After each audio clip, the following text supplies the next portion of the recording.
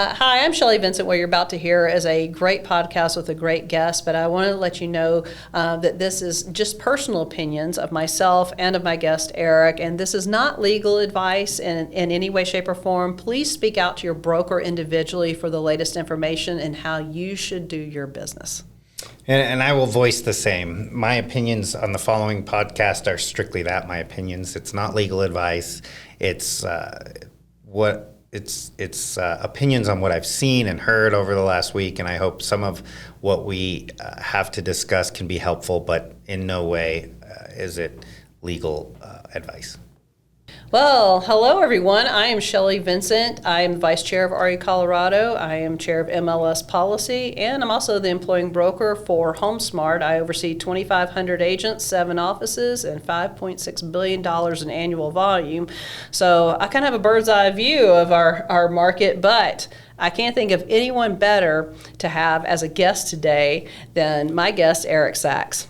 Thanks for having me, Shelly. This is awesome. We have a lot to talk about today. Oh boy, do we. I have a feeling. Well, let's tell everybody why I put you in the hot seat today. Tell everybody about your background and why you're here. Awesome. So I started out in real estate in about 2004. I had a team in Fort Collins, loved what I did, so my best friend and I opened a brokerage. We grew that to about 80 agents, grew through the last recession. We were acquired in 2010. Didn't want to work for the big franchise that bought us, so we went out on our own and built a technology to help real estate professionals execute on their marketing. You may have heard of it. It's called Breakthrough Broker. So we launched Breakthrough Broker in 2012. We have around 680,000 real estate professionals on that platform now, which gives us insight, unique insight nationally to what agents are facing and how things are going. So it's a pleasure to be here today. I live down in Denver now, so this is awesome to be on this. Yeah, how convenient. Isn't it amazing having you here? Yes. I'm so lucky to have you. Now, I appreciate it. Breakthrough Broker, I've used it. I have had many agents that have used it, but it might be new to some people. So talk about what you offer and what you have available. We wanted to create, so when we were selling, I had a problem, and I don't know if you've ever run into this problem. I had all these shoulds, right? So I had this really long should list. I should market my open houses better. And then I was like, well, where do I get the postcard, and how do I write it, and do I have to design it, and how do I print it, stamp it, label it, and mail it? So I never did it. And I would show up at my open houses with 30 black and white MLS sheets, stick it on the counter. And I should get a newsletter out to my sphere so they remembered me. Mm-hmm. And I never did, because I had to figure out where did I get the stories and how do I print it, stamp it, label it, mail it. So we created Breakthrough Broker to help real estate professionals execute on their marketing really easily. A couple clicks to the mailbox, a couple clicks to Facebook and Instagram. And that kind of took off because it's no cost. And Breakthrough Broker's been around since 2012. We love what we do. Again, over 600,000 agents here. We run marketing for companies in Europe and Australia and Canada. So we've in that time we've expanded, and it's been a lot of fun. That's just absolutely amazing. So needless to say, you and I cross paths a lot. We do. We're at a lot of national events together. Yep. And obviously there's been a lot of talk lately about agents, our policies, all the lawsuits. And so, obviously my agents are very concerned. There's a lot of changes, and as you and I both know, agents don't like change. And so this is probably the biggest one in our careers that we've underseen coming around. What have you been seeing as far as the reactions to all of the latest policy changes that are being proposed, I guess, at this time for our industry? Oh my gosh, where do we start?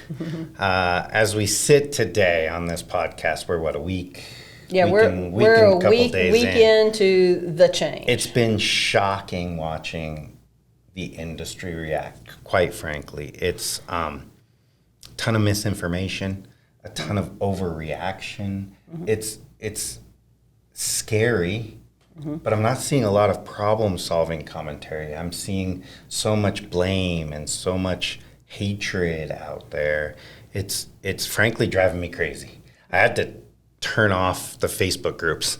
I couldn't listen anymore, and I was definitely not going to insert my viewpoint into these groups because there's no you're watching and listening. There's very little, what's the word I'm looking for? They're just not rationale. There's no rationale to what people are lashing out at. So Yep. I definitely want to talk today about my viewpoint. It is scary, but I think the paralysis that I'm seeing in the industry is going to kill people. If you're worried about being here and you're worried about your commission, we got to continue marketing ourselves. But everyone stopped. It seems like the last week, there is no business going on. So I don't know. What are your thoughts? You have 2,500 agents right here. What are you seeing? Well, Similar? I could already tell you which of my agents are going to be fine and which aren't. And it's all in the attitude that they're taking.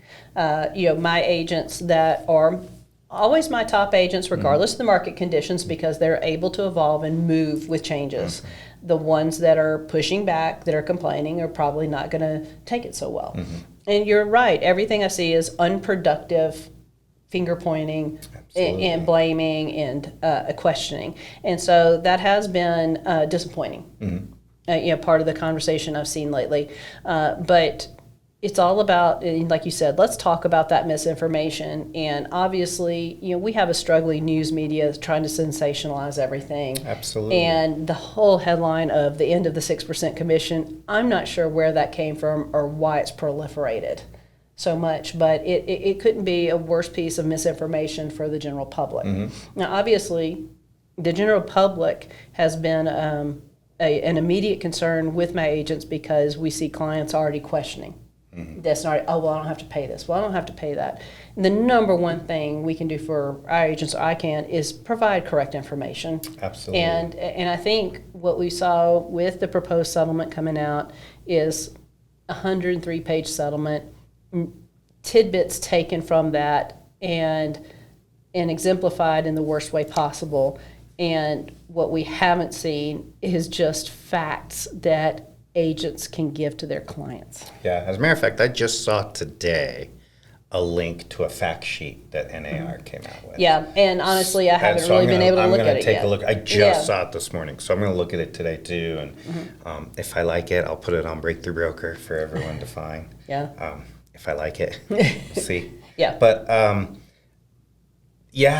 the lack of facts, the over sensationalization, I don't even know if that's a word, of the media attacking the industry. And then our response didn't help at all. No. So the response of the infighting and the messages that I'm seeing on the Facebook and Instagram groups are not helping us. So if you're watching this, stop.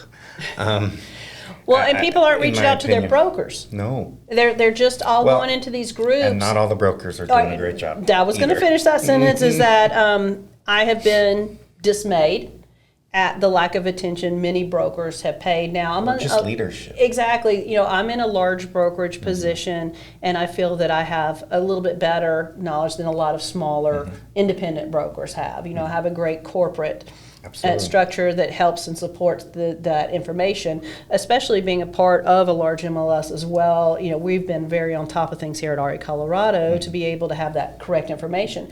But I do feel that you had so many agents for so many years with their heads in the sand over what was happening, and they finally perked up when the mainstream media got a hold of it, and it was the wrong information, and it was the first time for them to hear it.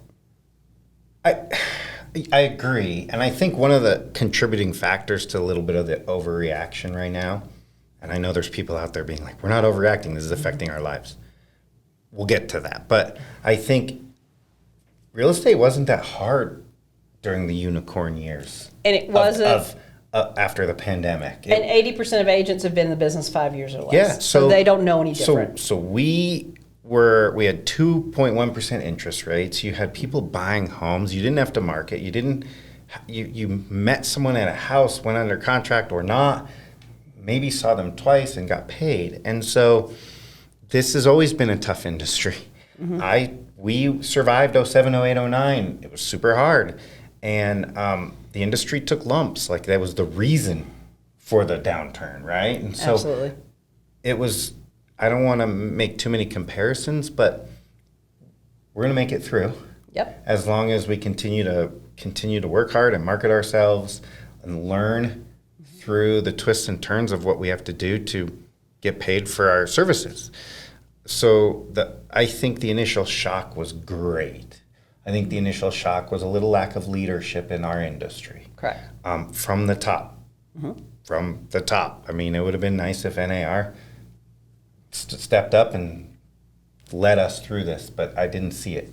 So, and then I didn't see it from brokerages either. So hopefully we're catching up a week in, and we'll see some great leadership. We'll see some verbiage and dialogue to help agents get through, and that's what I'm expecting to see. And I've seen an unfortunate rush of the talking heads of real estate, looking for clicks themselves. Absolutely. I don't think it's helped too much. And if you asked your average agent what the biggest, I guess, challenge of the NAR in our industry has been right now, they'd all say the lawsuits. And I actually differ a good bit in opinion on this. I think the biggest issue is public perception. By far and away. I mean, the messaging has been horrific. I knew right away when I was with my dad last week, and we were in Costa Rica together, and he looked at me and he's like, and he's 82. So when I sell my home, I don't have to pay a commission? And I was like, right then, I was like, well, time out. And, whoa, public perception is the fight we have to fight. Education. Yep. Great conversation is how we'll combat this settlement. Yep. And I think it was a shock. And there's a varying skill set in our industry. Huge. And if we have the skill set to be able to articulate value and services given, we're going to be just fine. I think there's a vocal minority right now freaking out because maybe they're not ready to have these conversations. Absolutely. And, just like with any industry, whether it's doctors, lawyers, real estate agents, you've got ones that are better than others. Absolutely. The one, I guess, thing that where this may affect our industry is the value of the buyer's agent and what their expectation of payment is from, for years and years, whether it was a brand new agent that had no clue what they were doing versus a, seasoned, experienced, great professional, they got paid the same. Yeah. Yes. I'm going to go out on a limb here and say I believe the buyer's agent is more important to the transaction. Lawyers would agree. People might be screaming right now at this, but listen, you're a listing agent. Your Zillow is marketing your home for you, basically. I mean, you're putting on the MLS, but I saw something crazy that they said, I think the studies last year showed that 96% of every home buyer in America touched Zillow once, and it's a verb now. Did you Zillow it? Yeah, like it's a verb. It's unfortunate. It is, but that's where the consumer is looking for homes. And so, I don't know, the buyer's agent is so important. That is, and I loved working with buyers, way more than sellers. Absolutely. I spent more time with my buyers. I negotiated more for my buyers, oftentimes multiple times. I spent time, this is dating myself, but I actually drove my buyers around. I know you guys don't do that anymore. But I loved driving my buyers around because that's where we joked, and that's where I got years worth of referrals, was getting lost in the car and them being like, how does a realtor who's an ex-cop get lost in the town you were a cop in? And that's a whole nother story. But those were the days, right? Absolutely. And so I think the buyer's agent's so important, and it can't go away because the consumer needs it. Well, from my perspective, how I handle things is usually at the legal level, working with teams of lawyers, and based on the number of lawsuits generated is generally not, some type of, non-disclosure by the seller, hidden issues with the house, things found out post-closing, and it is a very important role of the buyer's agent to make those buyers know what their rights are. Think about even just with new builds, what the rights are of the buyer and protecting their rights, helping to explain the processes. And you're talking about, if that went away, I can't even comprehend. This is like going into court without a lawyer. That's how I explained it to my dad. I also say when I was selling, I hated switching to transaction brokerage when I was a seller. Hated it. Yep. The seller was often a client of mine, a friend, a past client. I want to negotiate on their behalf. Exactly. I want to get the highest price in the shortest amount of time, and I want to kick that other agent's butt in that negotiation. I hated switching to transaction brokerage, and it's worse for the consumer, in my opinion, because no one is now, I explained this to my dad. If he doesn't want to pay the co-op and he just wants my brother, who's a realtor in town, to sell his home for him, and a buyer goes straight to my brother. I explained to my dad that my brother would have to switch to transaction brokerage and be a referee, right? So when my dad asks him, what should I counter at? My brother would say, what do you want to counter at? That doesn't help the consumer, especially my 82-year-old father who needs that insight from my brother. And, the buyer doesn't know. They're not going to know. So I think we're going to get through this because it's needed. And anything that's needed in the end, we'll figure out compensation for our services. The buyer needs representation. Why do you feel that the narrative has been that the seller pays the buyer's agent commission? Because technically, in a contract, you sign a listing with a listing brokerage firm. The listing brokerage firm offers the compensation. If the listing agent acquires the buyer that does end up in a transaction broker status, that does not change the amount of commission owed to the brokerage firm unless otherwise specified. Of course. And I think that just doesn't even enter the narrative. It's got lost in the whole mix. Okay. It drives me crazy. And we'll just let's just put it out on the table right now with the NAR. The NAR has extremely valuable services that it does and can provide to agents. The lobbying that they provide is absolutely amazing, especially on the local and state levels as well.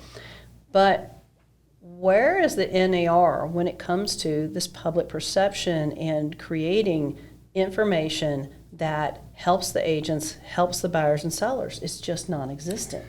I don't know that you want me to get into this. I'm a fan of the local and state boards of realtors. I'm not a fan of NAR and haven't been for a long time. So I don't know what to say other than I think they have not done a great job. I don't think they did a good job with PR after the settlement. I don't think there's been any leadership for 1 point however million of us there, of you, I'm not selling anymore, but of realtors there are out there.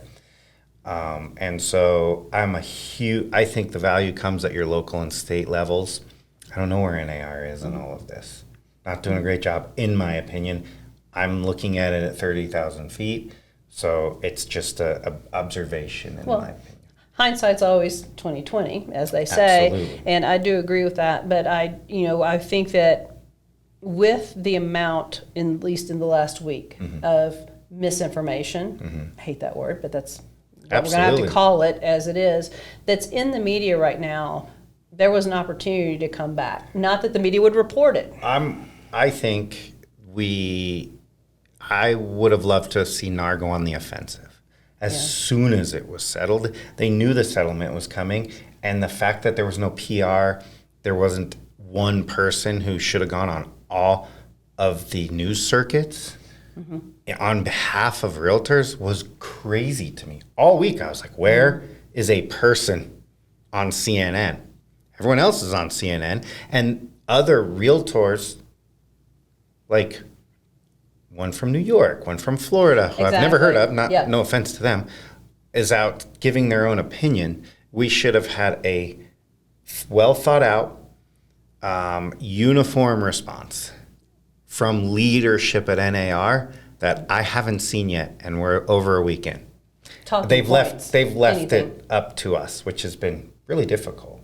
And like you said, not all brokers even are that informed. I think everyone's interpreted this in their own way, and everyone deserved it. And it's up to us to interpret it in our own way. But there are facts, right? Yeah. And the facts are really important. And I'm not sure they weren't given to us in a silver platter. We had to find them and seek them out and say the wrong thing and then be corrected. And to me, it's the hardest part to swallow of this whole thing was I know I'm settling. The repercussions are going to be huge. Let's help everybody through this. I didn't see it. Now they left you up. They left it up to you at REcolorado. They left it up to the local boards and the brokers, which I think from a leadership standpoint of something we pay for, they should have helped them. And I'm very fortunate with REcolorado being one of the largest MLSs in the nation and probably one of the best executive teams I've ever worked with. We've been very on top of this the entire time, and I've been very confident in the information, but I feel sometimes in my position, I'm the source of information for so many, and I shouldn't be. It should be more freely out there. I'm a free resource for real estate professionals. Exactly. And people are looking to us for information, and we shouldn't be either. Well, just for a breakthrough broker, do you feel that it's going to affect the marketing materials that you have, or any wording, or how do you feel that that's going to affect without a how doubt. you just market? Yeah. We're going to work hard to provide add value content for buyers agents. We're currently working on infographics for a buyer's agent to educate their sphere of influence. We're working on I'm working on infographics and education for the listing agent to educate the seller to what this means. We're working on new buyer presentations. We're working on everything to help I've always felt we've always had buyer presentations on Breakthrough Broker, and even when I was selling, the buyer presentation is so important, but everyone has a great listing presentation, but the buyer presentation was left in the air, and now it's as important or more important than the listing presentation. So from our little corner of the world, we're going to work as hard as we can to help you guys with content, education, well-written. I've got editors and writers, so we'll make sure there's well-written marketing that the industry can leverage to educate the consumer. And that is one of the things, my agents, what do I tell the seller? What do I tell the buyer? And so that's exactly what I've been working on. And buyer's agents, let's start with the buyer's agent, and then we'll go back to the listing agent and having those conversations. So for the buyer's agent, where they were paid just offer of compensation, there's actually 4 ways they're being paid now. And I think that's important for buyer's agents to be able to express that is, you can still have an offer of compensation. That didn't go away. It's just not in the MLS anymore. Right. It's just not there. So you've got that. They can be paid through a seller concession. It can be worked into the price of the home, and they can be paid directly. It can be the same as it is now. Yeah, instead of being paid one way, now they've got 4 different ways that they can be paid. Now this is going to heavily rely on the type of loan too, because of FHA and VA. And I feel sorry for the mortgage professionals now. We said something off air before we got on, and I'm going to reiterate it on air. Where's the mortgage industry? I haven't heard one mortgage professional say one thing. Literally in a week. I haven't seen any. I haven't seen the big guys come out. I haven't seen any. But these lawsuits is two completely, they're connected, but they're 2 completely different industries. And the mortgage industry is always forced to react. Yeah. And I'm waiting for them to come up with something cool, so we'll see. That was I don't know if they will, but we'll see. We'll see what happens. But, it just amazes me that how, they have to just sit and wait to hear what comes down and then react to it. And so let's talk about the listing agent now. And the misconception is that nothing changes, or that the sellers now don't have to pay half as much. And that's a big misconception that's out there, because so if you have a listing agent, you have a seller, and they're like, we don't want to offer any compensation. Yeah. So now you've alienated FHA and VA buyers. Yes. And buyers can instruct buyers agents to not show any homes where they would have to pay out of pocket for compensation. So, while sellers think that they're celebrating, I don't have to pay as much commission, also, just like with cars and any other type of object you get loans for that have value, the value of that object is based on commissions being paid. You don't break out commissions when you go buy a car. I agree. And so if you're taking this out, you got to take that out of the value of the house. Right. So what does that do to home values? Are they all going Well, to decrease by X percent? I wonder. With appraisers, appraisers rely heavily on MLS. Absolutely. And so in closing of homes, we're going to have fields that you have to have now that describe what were the seller concession, was there pay, because that affects the value of the home. Yeah, I think, so from a reactionary standpoint, I'm assuming VA and FHA are going to respond appropriately. Those are the FHA buyers are the ones who need representation maybe the most. So, correct. And VA as well. So I'm assuming, assumptions are wrong, but I'm assuming they'll make some policy changes with that. Yeah, and I agree. Appraisal, that's another thing I never even thought of. How's that going to affect all this? Well, It's absolutely. crazy. So much ripple effect. So when you're talking, an agent talking with a seller trying to get a listing, and the listing agent says, "Oh, we don't have to pay this now. We get to net more." And that listing agent, who's going to be a good agent and being honest with their seller, is going to have to say, "Well, actually, that means the value of your home decreases by that amount because over 90% of all homes pay a commission, and the values are based on that." On that commission. Yeah, that's a conversation that the listing agent has to get really good at, I think. And I think there's some applications. I think if you have a really good NetSheet app, you're going to be able to show that, all right, if you don't want to offer a co-op, there's a chance we may not get as much visibility because the buyer can direct and say, I only want to see something because I don't want to pay out of pocket. At the same time, your if we do find a buyer and that buyer wants concessions to pay for their commission, it's all going to be the same. You're going to net the same at the end. So why don't we get the full amount of visibility on our listing? And they can negotiate those terms, what they want to, and I've, now in the MLS they can say, tell me if I'm wrong, what seller concessions they're willing to give, right? You can say in the private broker remarks. Okay. So then I'm like, okay, well we can take that and pay my service fee or my commissions from that. The net's going to be the same. Everything's going to shake out. That's why a weekend when I'm looking at these Facebook groups and watching what everyone's saying is, and people ask me what I think wait a month. Keep marketing. Keep working on your real estate. Keep doing open houses. Keep staying in front of your sphere. In a month, we'll have a different conversation. In 3 months, it'll be a different conversation. In 6 months, it'll be normalizing. And in a year, this podcast will be obsolete. Correct. That's the hope. Yes. That's the hope. And, one of the things that's really concerned me is the feedback I've been getting is from buyer's agents saying, "Oh, well, I've got to call every listing now and see what they're offering." And I'm like, no, because you have a buyer's agreement that your expected compensation is already agreed upon. Yes. And it's always been like that. Exactly. When I was selling, it was like that. But we find, even though in Colorado you do own a buyer, and we already have that buyer's contract, that's standard, very often it's not been enforced. It's been we're closing. Oh, I should have gotten that form signed.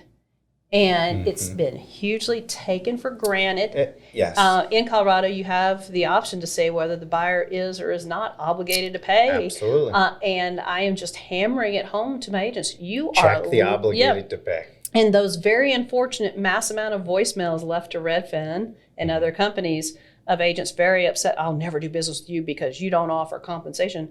That is, you are legally bound to show any home to a buyer regardless of your compensation. If you do not have a prior agreement with your expected compensation, that's your problem. You are going to be working for free. Absolutely. If that is the case.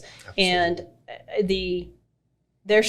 And commercial's always been, you call the listing agent and you talk. It's never been advertised. We're just moving towards a more commercial style of doing business. And those phone calls are not necessary at all until the offer's made, which you're already going to be talking to the listing agent anyway. Right. That's not necessary if you've already signed a contract with the buyer and you know what your expected compensation is. Absolutely. And so the call listing agent should be And- non-concerned. I agree. And some of the overreaction is that conversation that they don't want to have with the buyer because we were comfortable in how things were done for so long. Every industry gets a curveball all the time. Correct. Every industry. We're not exempt from change. And if we don't change with the new wave of regulation and curveballs that are being thrown to us, we're going to be like the taxis and we're going to be like Craigslist. And I don't want that to happen. I love this industry. So I wish someone would stand up on the table and scream at everybody, stop complaining and look for solutions. Yeah, and it is disappointing that we have such a low bar of entry into our industry. I don't disagree. That's been one of my biggest concerns, and it shouldn't be a huge monetary, wall to climb over, but education and ethics should be. Absolutely.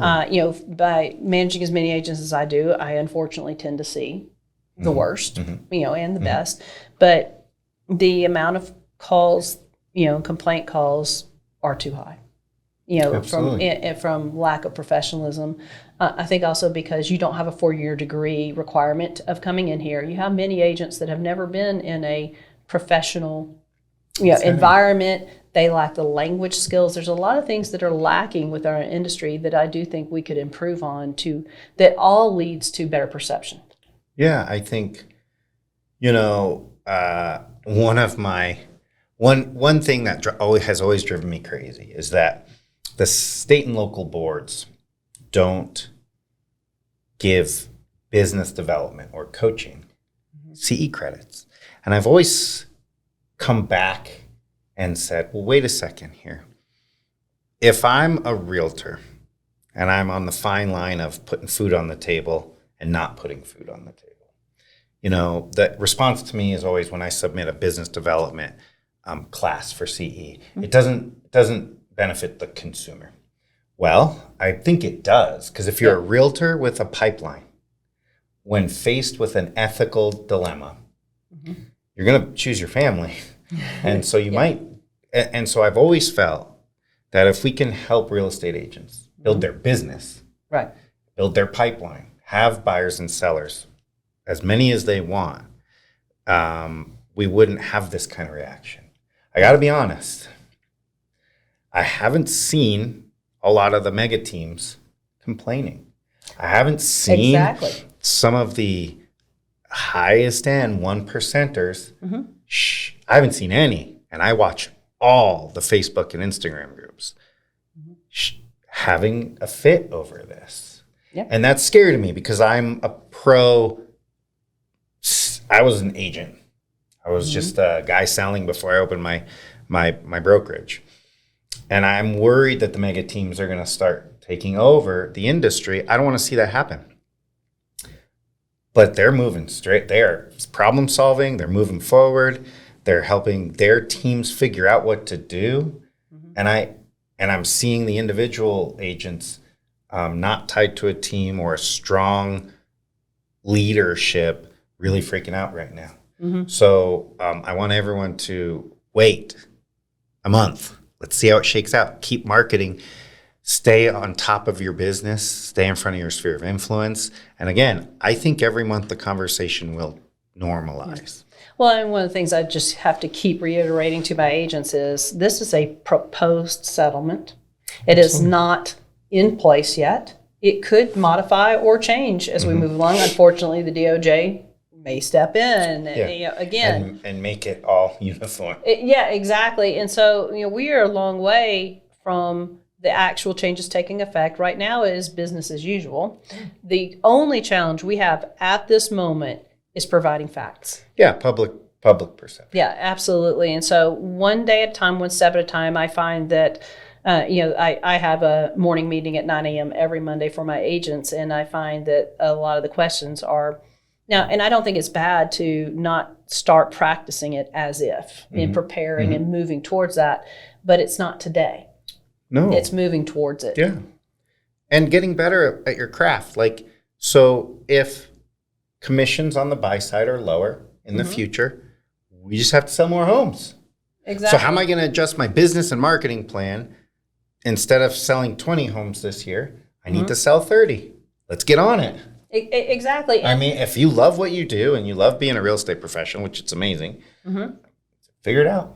Yeah, and if you are selling a home, let's say average home price in the Denver market is $600,000, and you're getting ideally 3% commission as a buyer's agent, that's $18,000 that you're getting.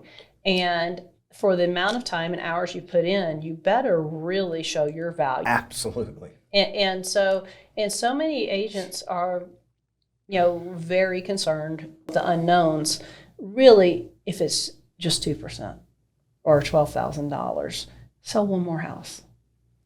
Yeah.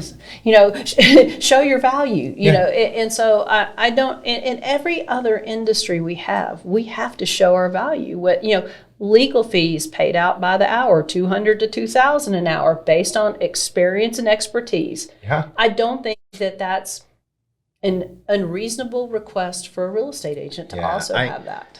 Unfortunately, and I may get some hate email for this, again, it's been easy.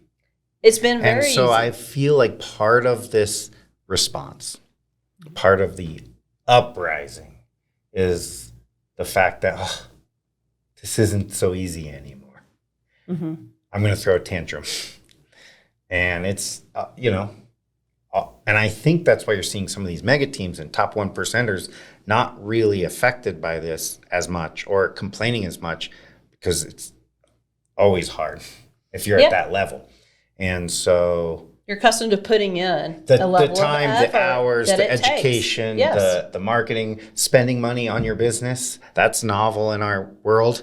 You have to spend money. Any business that succeeds has to spend money on itself. So spend money on education and collateral and content and extra services and whatever you're going to do as an amazing buyer's agent, put it in place. And I think tell me if I'm wrong, all of the last week's uprising was, it's not going to be as easy anymore as it was.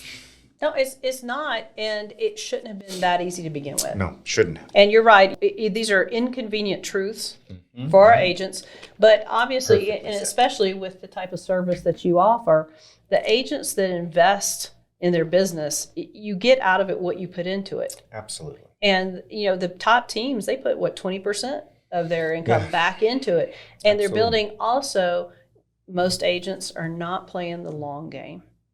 Of course. They want immediate gratification.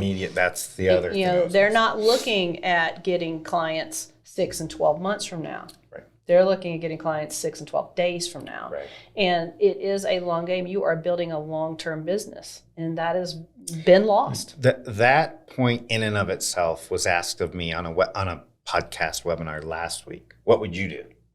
And I said, what I would do is if I panicked right now and I got paralyzed and all I did all day long was answer people on Facebook groups, in September, I would see a big problem.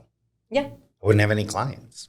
So, what I would do right now is put the pedal to the metal while everyone else is paralyzed and freaking out. I'd be marketing and calling my sphere and doing past client parties and spring barbecues and newsletters and everything I could do so that in September I have clients. Well, and you just hit on something perfect, that this is a really great time to reconnect with your sphere. This gives an amazing opportunity to do so. Big opportunity. Big opportunity that I think is being missed by many. Right. I would be reaching out to my current sphere and say, hey, I know you've heard the news and this. Let me clear things up for you, because we're still going to do business together. Of course.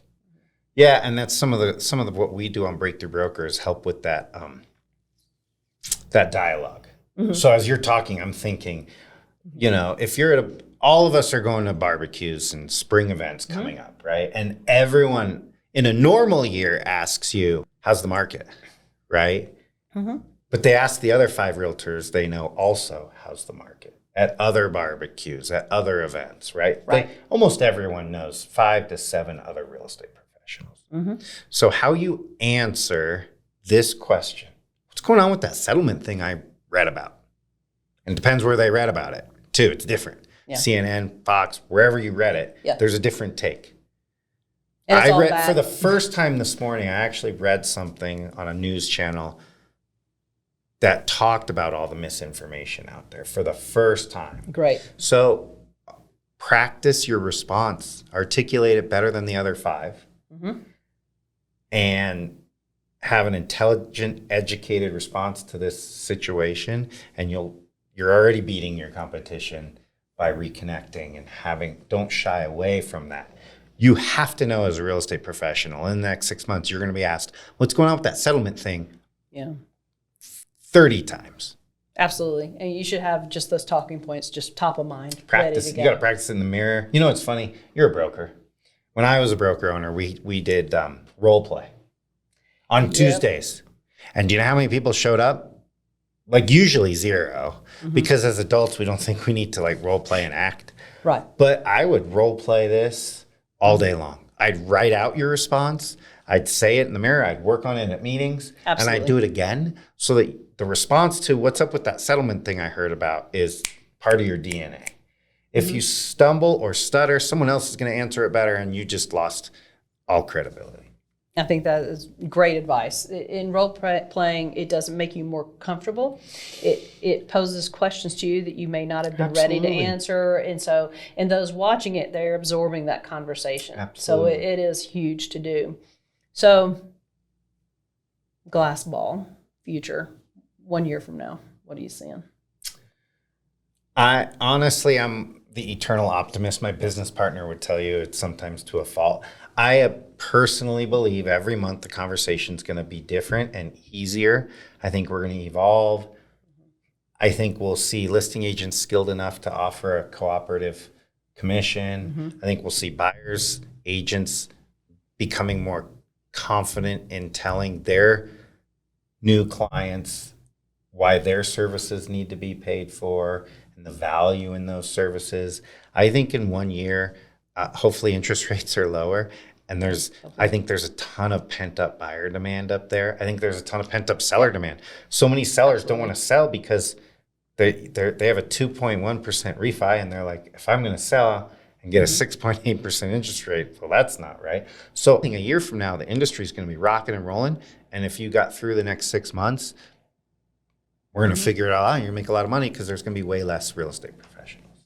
I think that those that are not willing to change are going to leave the industry. Absolutely. And that does provide, better opportunity for those that are willing to.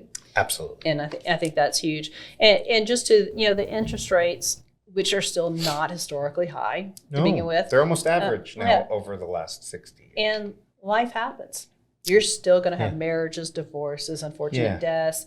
People have to move. And so the business is out there. And so, all indications are currently that we will see 3 rate drops this year. I think because it's an election year, you will.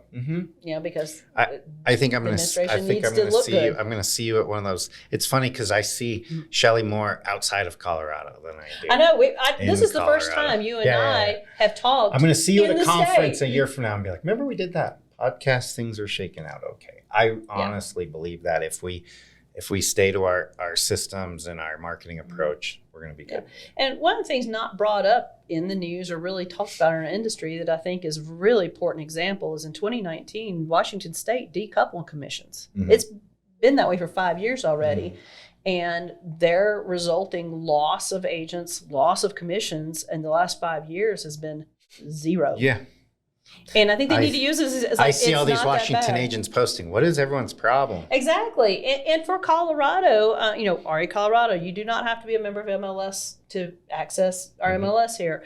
For HomeSmart, we do have a broker and non-board side where you're not required to be that here. And so in Colorado, you do own a buyer. That is a required DORA form for our regulatory agency is a buyer representation. So we're well along the way, and the state provides the contracts here. You don't have to be a member of the association to access contracts. We have a lot of things going for us here already. And you're right, it is the states and associations that have pushed back so hard, that have fought this, that are going to have the biggest challenges moving forward. For MLSs such as REcolorado and other ones that have been more progressive and seeing the change coming and Yeah. adopting it early on, it has been almost seamless for us. I agree. I think anyone watching this as a member of REcolorado, I get to see everything all over the country, being where I'm at. So you are lucky to have such a progressive organization on your side, and you've always worked well with Breakthrough Broker too, so it's been awesome. Yeah, and so I guess just kind of on parting on this, just a few more questions. Which agents do you see are going to succeed? I see agents who are not listening to the noise of the media and the squeaky wheels in our industry complaining so much, putting their heads down, continuing their marketing with the long-term vision of remembering that things are shaking up right now, but we're going to have clients in September. Some might be buyers, and I'm going to figure out how to get paid. Just keep moving forward. Those agents are going to succeed. The agents who stopped everything and are paralyzed by the fear of what's going on and the uncertainty of what's going on will not be in our business in a year. Okay. What do you think, just your personal opinion, thoughts on the associations? I expect local and state associations have a much better partnership with their real estate, with their realtors, and their realtors are happy, in my opinion, to pay those fees.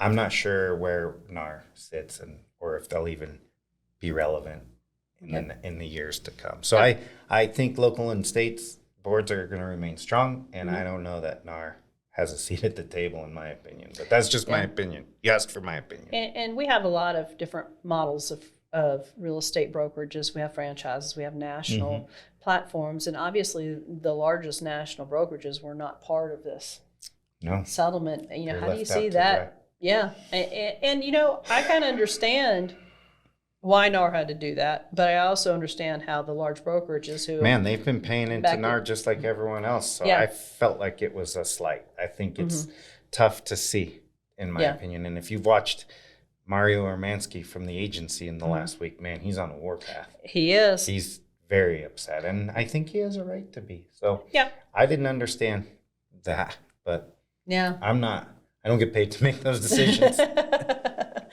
So, and you and I have been at a lot of the national industry events together, and I don't know what your take is. Mine has been for at least the last 18 months. I hear we've got to change. We're going to change. We have to do this and do that.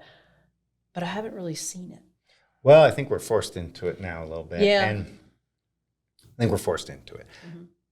And again, I'd like to protect, and this is with all due respect because I work with all the mega teams out there. I think we need to protect the agent who doesn't want to be part of a mega team and give them the resources to work for a brokerage on their own and succeed. So I don't know if I answered that question. Well, and I've never been a team agent myself. I've been kind of independent. Now, I have a little bit of, I don't know, a little bit more behind me in that my first 17-year career was in advertising, and I feel very comfortable marketing myself, but, using tools like Breakthrough Broker.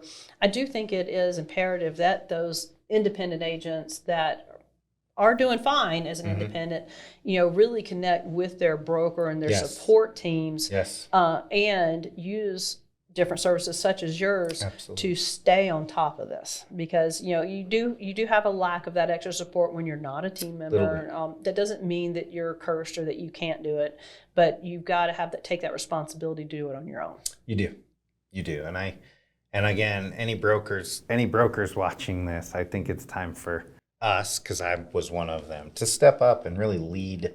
It's the one time in our industry that I've seen in the whole time I've been here, even in 07, 08, 09, where leadership will play a very big role in the future, articulating our value, helping agents stay motivated, and relieving some of the fear and seeking out answers to the questions we have. So I do think brokers can provide value that in the last 10 years, the value of the brokerage has really diminished a little bit. Yep. So I think now is an opportunity for broker owners to step up and lead their companies through this in a very proactive, visible approach. I haven't seen as much visibility from the brokers as I wish I had seen in the last week. So in a month, I hope we talk. And I'm seeing brokers everywhere now talking and being proactive and positive. Awesome. So any other last words? No, I love our industry. Obviously, I've been in it for a long time. I left another industry. I think I mentioned I was in law enforcement for 13 years before I got into real estate. And I love seeing agents succeed.